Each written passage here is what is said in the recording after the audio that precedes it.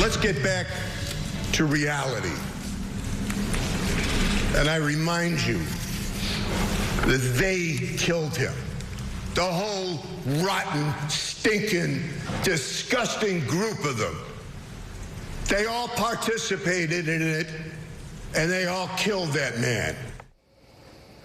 And a very good evening to you. I am Jeff Kulikowski. Christie is off. The jury of the Marcy Prison Guard murder trial only getting a few minutes to deliberate late today before being sent home in the last half hour. Closing arguments taking up most of the day. That was part of it. News Channel 9's Andrew Donovan was in the courtroom today for us. He joins us live again in Utica as he's been throughout the trial. Andrew, easy to say that was an emotional closing argument from Bill Fitzpatrick. Yeah, that's exactly right, Jeff. It was classic Bill Fitzpatrick, but instead of an Onondaga County courtroom, he's the special prosecutor here in an Oneida County courtroom. He was emotional, angry, and he hopes convincing, trying to convince the jury that each of these three officers were part of an overall gang, each with a defined role in the overall brutal and deadly beating against inmate Robert Brooks. And he went through the evidence for each. Kiefer throwing early punches early on, but off camera. Kingsley involved in some of the deadliest blows. And Gallagher putting shackles onto an already dying Brooks is what the Onondaga County District Attorney is hoping the jury takes away from this many days of testimony. Here's more of what the special prosecutor had to say.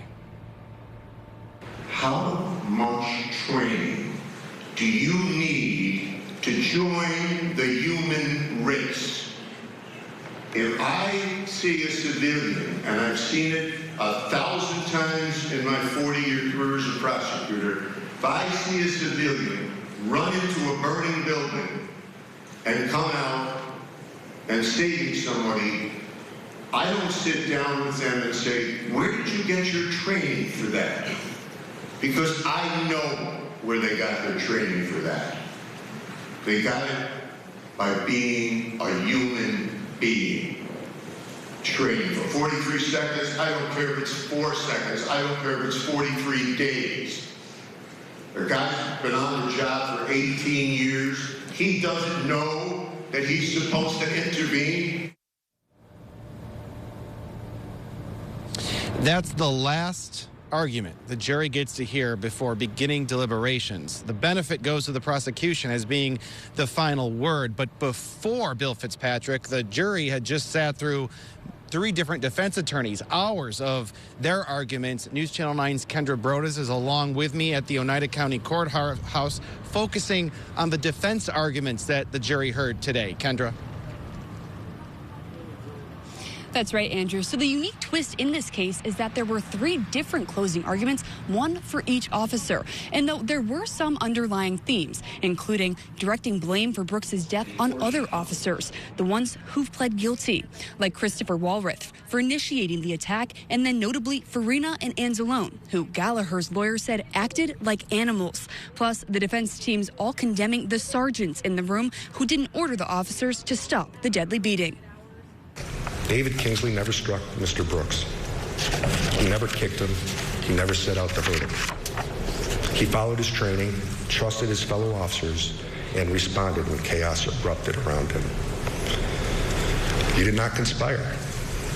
He was not an accomplice to others' unforeseen actions. When it mattered most, when Mr. Brooks was in distress, he tried to save him. Matthew Gallagher walked into a situation in the medical room at 9:24:55 p.m. that he did not create. He orchestrated nothing.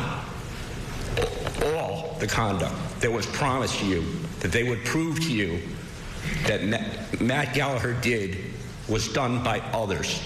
Anzalone, Farina, Kessler, Walrath. None of it was done by Matthew Gallagher. Mr. Kiefer's mere presence in the vicinity or the association with others does not equate to participation in that crime. The jury was sent home for the day with their instructions not to talk about the case with anyone. They'll be back at court at 10 a.m. tomorrow for deliberations. Live in Utica, Kendra Broadus, News Channel 9.